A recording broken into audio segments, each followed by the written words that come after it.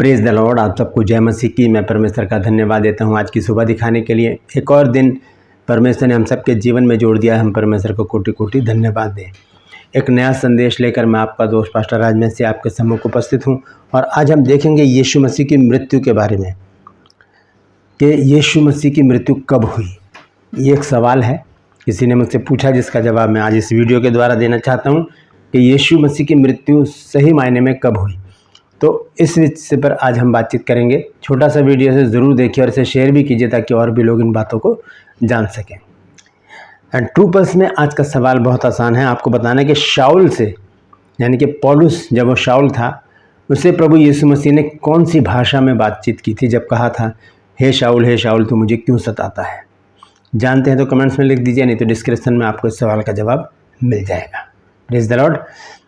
और ये मेरे नंबर हैं। अगर आप मेरे दर्शन के विषय में गंभीर हैं और मेरे साथ इस दर्शन को पूरा करना चाहते हैं तो ये मेरे नंबर हैं। आप इस पर मुझसे व्हाट्सएप मैसेज से बातचीत कर सकते हैं, व्हाट्सएप कॉल कर सकते हैं, नॉर्मल कॉल कर सकते हैं, SMS कर सकते हैं, मैसेंजर पर मुझसे बातचीत कर सकते हैं। मुझे बता सकते हैं कि आप किस तरीके से इस प्रोजेक्ट को या इस दर्शन को पूरा करने में मेरा साथ देंगे।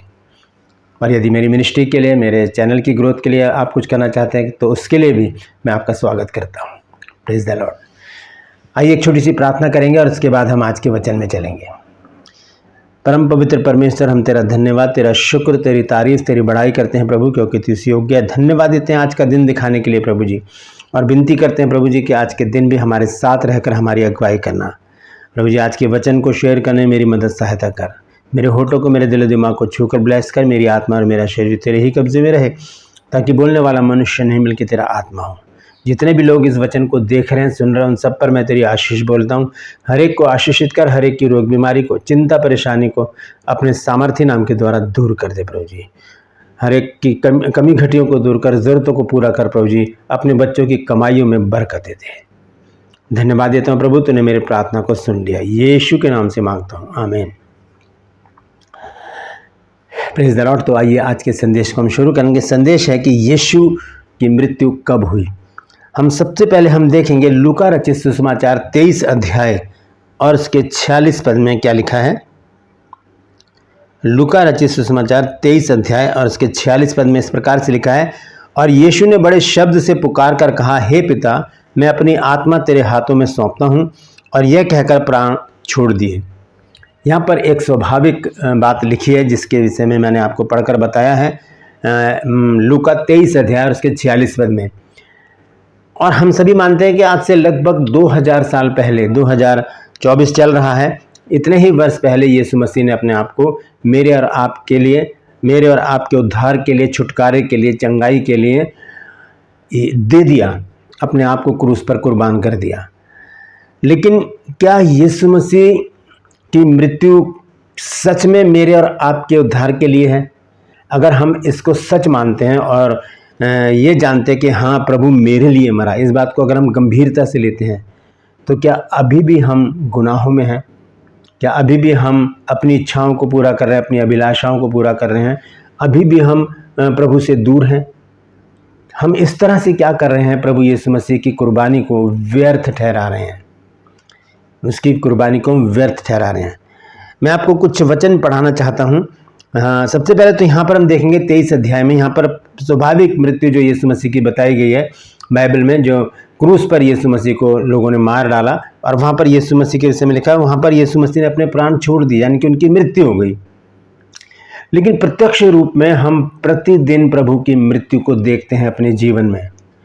हम देखेंगे रोमियो की पत्री और उसका 5 अध्याय, रोमियो की पत्री उसका 5 अध्याय और उसका 6, 7 और 8 पद में पढ़ूंगा। यहाँ पर देखिए क्या लिखा है। यहाँ पर इस प्रकार से लिखा है, क्योंकि जब हम निर्बल ही थे तो मसीह ठीक समय पर भक्तिहीनों के लिए मरा। निर्बल थे और भक्तिहीन थे, दो चीज़ें यहाँ पर लिखी हैं। तीसरी चीज़ जो है आगे लिखी है, किसी धर्मी जन के लिए कोई मरे यह तो दुर्लभ है, परंतु क्या जाने किसी भले मनुष्य के लिए कोई मरने का हियाव भी करे। परंतु परमेश्वर हम पर अपने प्रेम की भलाई इस रीति से प्रकट करता है कि जब हम पापी ही थे तभी मसीह हमारे लिए मरा। जब हम पापी थे, जब हम अधर्मी थे, जब हम निर्बल थे। ये तीन चीज़ें हमारे साथ जुड़ी हुई थी, निर्बलता, हमारा अधर्म और हमारा पाप। हम इनमें लिप्त थे, हम निर्बल थे। कैसे? हम आर्थिक रीति से निर्बल थे, हम मानसिक रीति से, शारीरिक रीति से और आर्थिक रीति से भी हम क्या थे? हम निर्बल थे। आज भी हम इसी परिस्थिति में हैं। आज से ठीक 2000 साल पहले, 2000 से ज़्यादा साल पहले प्रभु यीशु मसीह भक्तिहीनों के लिए, अधर्मियों के लिए, पापियों के लिए, निर्बलों के लिए, दुर्लभों के लिए मर गया। आज प्रभु यीशु मसीह जीवित हैं और वो परमेश्वर के दाहिने हाथ पर हैं। लेकिन क्या आज भी हम मानते हैं कि यीशु मसीह जीवित है? हम देखेंगे यहाँ पर एक बार फिर से मैं पढ़ देता हूँ 8 आयत को। परंतु परमेश्वर हम पर अपने प्रेम की भलाई इस रीति से प्रकट करता है कि जब हम पापी ही थे तभी मसीह हमारे लिए मरा। जब हम पापी थे। आज हम क्या पाप में हैं या नहीं हैं? अगर हम तब पापी थे और आज भी पापी हैं तो हम नहीं बदले। बदलना ज़रूरी है, क्योंकि परिवर्तन जो है वो प्रकृति का नियम है। अगर हम नहीं बदल रहे अपने आप को तो हम पत्थर हैं। पत्थर कभी नहीं बदलता। हम जिस मकान में रहते हैं वो हम 2nd फ्लोर पर हैं, तो ये कितने सालों से ये बढ़ा ही नहीं, क्योंकि ये पत्थर है, ये बढ़ेगा ही नहीं आगे। जिसमें जीवन होता है वही बदलता है, उसी के अंदर परिवर्तन आता है। शाऊल के अंदर परिवर्तन आया, वो पौलुस बन गया। बहुत से लोग हैं बाइबल में ऐसे जिनके जीवन में परिवर्तन आए और वो बदलते चले गए। आज भी हम देखते हैं प्रत्यक्ष रूप में संसार में बहुत से लोग जब विश्वास में आते हैं उनका जीवन ही बदल जाता है, वो परिवर्तित हो जाते हैं। यहाँ पर लिखा है कि परंतु जब परमेश्वर हम पर अपने प्रेम की रीति से प्रकट करता है कि जब हम पापी ही थे। कब? लगभग 2000 साल पहले हम पापी थे। क्या हम आज भी पापी हैं? इसका मतलब अगर हम आज भी पापी हैं तो हम क्या कर रहे हैं? बराबरी कर रहे हैं यीशु मसीह की, क्योंकि इब्रानियों 13 अध्याय उसके 8 पद में लिखा है कि यीशु मसीह कल, आज और युगानुयुग एक सा है। यीशु मसीह कभी नहीं बदलता, वो एक सा है। तो हम भी नहीं बदले। हम भी तब पापी थे, हम आज भी पापी हैं। बदलना तो हमें है, परमेश्वर कभी नहीं बदलता। हम देखेंगे मलाकी की पुस्तक 3 अध्याय उसका 6 पद। देखिए यहाँ पर क्या लिखा है। यह लिखा है, क्योंकि मैं यहोवा बदलता नहीं, इसी कारण हे याकूब की संतान तुम नाश नहीं हुए। परमेश्वर कभी नहीं बदलता। मैंने अभी बताया आपको इब्रानियों 13 की 8 में भी लिखा है कि यीशु मसीह कल, यानी कि बीते हुए कल, आज और युगानुयुग आने वाले युगों में वो एक सा है, वो नहीं बदलता। अगर वो बदल जाए तो हमारी प्रार्थना न सुनी जाए, अगर वो बदल जाए तो हमें चंगाइयाँ न मिले, अगर वो बदल जाए तो हम आशीषित ना हों, अगर वो बदल जाए तो हमें भोजन वस्तु, कपड़े लत्ते, मकान, घर, रहने के स्थान, हमें कुछ भी ना मिले। तो इस प्रकार से हम यीशु मसीह की मृत्यु को व्यर्थ ठहरा देते हैं जब हम वापस गुनाहों में लौट कर जाते हैं। यीशु मसीह हमारे लिए एक बार मर गया, बार बार नहीं मरेगा। लेकिन हम क्या करते हैं? वापस अपने गुनाहों में आकर, वापस अपनी पुरानी ज़िंदगी में आकर फिर से यीशु मसीह को क्रूस पर चढ़ाते हैं। हम देखेंगे इब्रानियों 10 अध्याय उसके 26 पद से मैं पढ़ूंगा। यहाँ पर देखिए क्या लिखा है।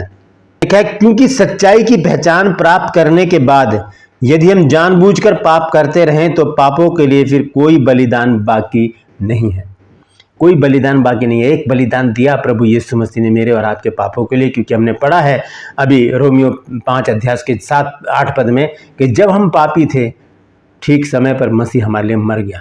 हम तो आज भी पापी हैं, तो क्या आज भी प्रभु हमारे लिए मर रहा है? यहाँ लिखा है, क्योंकि सच्चाई की पहचान प्राप्त करने के बाद यदि हम जानबूझकर पाप करते रहें तो पापों के लिए फिर कोई बलिदान बाकी नहीं है। हाँ, दंड का एक भयानक बाट जोना और आग का जलन बाकी है जो विरोधियों को भस्म कर देगा। जबकि मूसा की व्यवस्था का ना मानने वाला 2 या 3 जनों की गवाही पर बिना दया के मार डाला जाता है। 29 पद में लिखा, तो सोच लो कि वह कितने और भी भारी दंड के योग्य ठहरेगा जिसने परमेश्वर के पुत्र को अपने पांव से रौंदा और वाचा के लहू को जिसके द्वारा वह पवित्र ठहराया गया था अपवित्र जाना और अनुग्रह की आत्मा का अपमान किया। 3 बातें हम करते हैं यहाँ पर। क्या करते हैं? हम सबसे पहले क्या करते हैं कि परमेश्वर के पुत्र को पांव से रौंदते हैं और वाचा के लहू को हम पुत्र को पांव से रौंदते हैं और वाचा के लहू को जिसके द्वारा वह पवित्र ठहराया गया था अपवित्र जानते हैं और पवित्र आत्मा का अपमान करते हैं। कैसा जीवन जी के जो 2000 साल पहले हम थे, आज भी अगर हम ऐसे हैं तो हम पत्थर हैं, हम कठोर हैं, हम नहीं बदल रहे। हमें बदलना ज़रूरी है, क्योंकि प्रभु यीशु मसीह भी नहीं बदले। हम भी सोचते हैं कि हम भी ना बदलें, लेकिन हम मनुष्य हैं, हम प्रकृति का एक हिस्सा हैं। प्रकृति का नियम है परिवर्तन, तो हमें भी बदलना बहुत ज़रूरी है। और 30 पद में लिखा है, क्योंकि हम उसे जानते हैं जिसने कहा कि पलटा लेना मेरा काम है, मैं ही बदला दूंगा। और फिर यह कि प्रभु अपने लोगों का न्याय करेगा। जीवते परमेश्वर के हाथों में पड़ना भयानक बात है। जीवते परमेश्वर के हाथों में पड़ना बहुत भयानक बात है।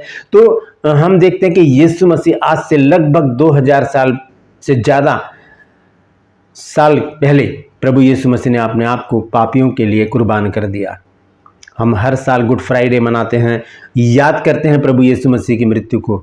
लेकिन इसके साथ साथ हमें एक चीज़ को और याद रखना है कि जब यीशु मसीह ने अपने आप को दिया था, जब यीशु मसीह ने अपने प्राणों को दिया था, जब यीशु मसीह क्रूस पर मर गए थे, उस समय हम पापी थे। हमने उसके ऊपर विश्वास किया, प्रभु ने हमारे पापों को धो डाला, अपने लहू से उसने हमारे पापों को धो डाला।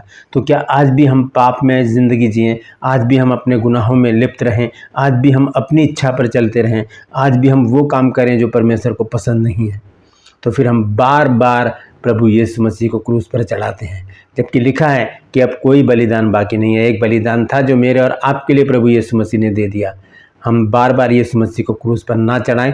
एक बार जब हम पश्चाताप कर लें तो दोबारा उस काम को ना करने का वायदा परमेश्वर से करें।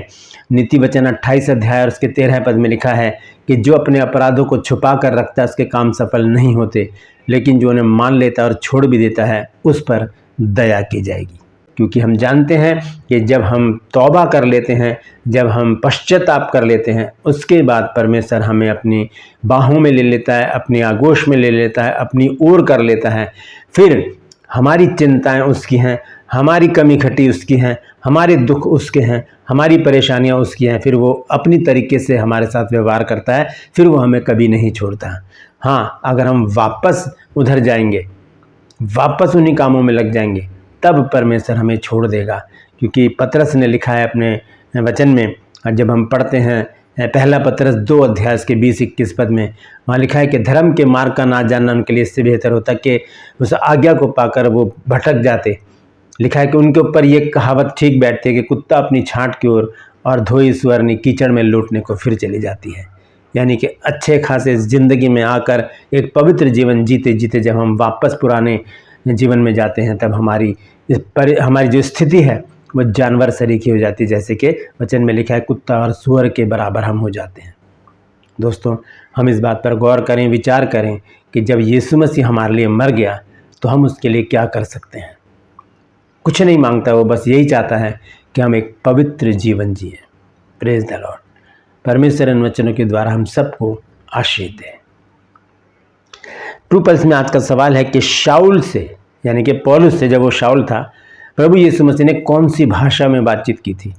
जानते हैं तो कमेंट्स में लिख दीजिए, नहीं तो डिस्क्रिप्शन में आपको इस सवाल का जवाब मिल जाएगा। जाहिर है प्रेरितों के काम की पुस्तक में इस सवाल का जवाब है। मैं आपसे गुजारिश करता हूँ, ये मेरे नंबर हैं, आप इस पर मुझसे बातचीत कर सकते हैं, व्हाट्सअप कर सकते हैं, व्हाट्सअप मैसेज कर सकते हैं, व्हाट्सअप कॉल कर सकते हैं, नॉर्मल कॉल कर सकते हैं, मैसेंजर पर बात कर सकते हैं, और SMS के द्वारा भी आप मुझसे कांटेक्ट कर सकते हैं। यदि आप मेरे इस दर्शन में शामिल होना चाहते हैं और परमेश्वर ने आपके मन में कुछ डाला है तो ज़रूर मुझसे संपर्क कीजिए। और यदि मेरी मिनिस्ट्री के लिए और चैनल की ग्रोथ के लिए भी आप कुछ हेल्प करना चाहते हैं तो उसके लिए मैं आपका स्वागत करता हूँ। Praise the Lord. आपसे गुजारिश करता हूँ कि मेरे इन चैनल्स को सब्सक्राइब कीजिए, बेल आइकन को दबाइए ताकि नोटिफिकेशन आपके पास पहुँचे, नया वीडियो, नई जानकारी बिना व्यवधान के आपके पास पहुँच जाए। मेरे वीडियोस को लाइक कीजिए और शेयर कीजिए और कमेंट्स वक्त में आकर मुझसे ज़रूर बातचीत कीजिए। आज के लिए बस इतना ही, फिर मिलूंगा एक नए संदेश के साथ, एक नया वीडियो लेकर। तब तक के लिए मुझे इजाज़त दीजिए, लेकिन अपना और अपनों का ख्याल रखिए और याद रखिए, जब हम पापी थे तभी मसीह हमारे लिए मर गया था। हम बार बार पाप ना करें कि बार बार प्रभु को हम क्रूस पर चढ़ाएं। Praise the Lord. परमेश्वर आप सबको आशीष दे।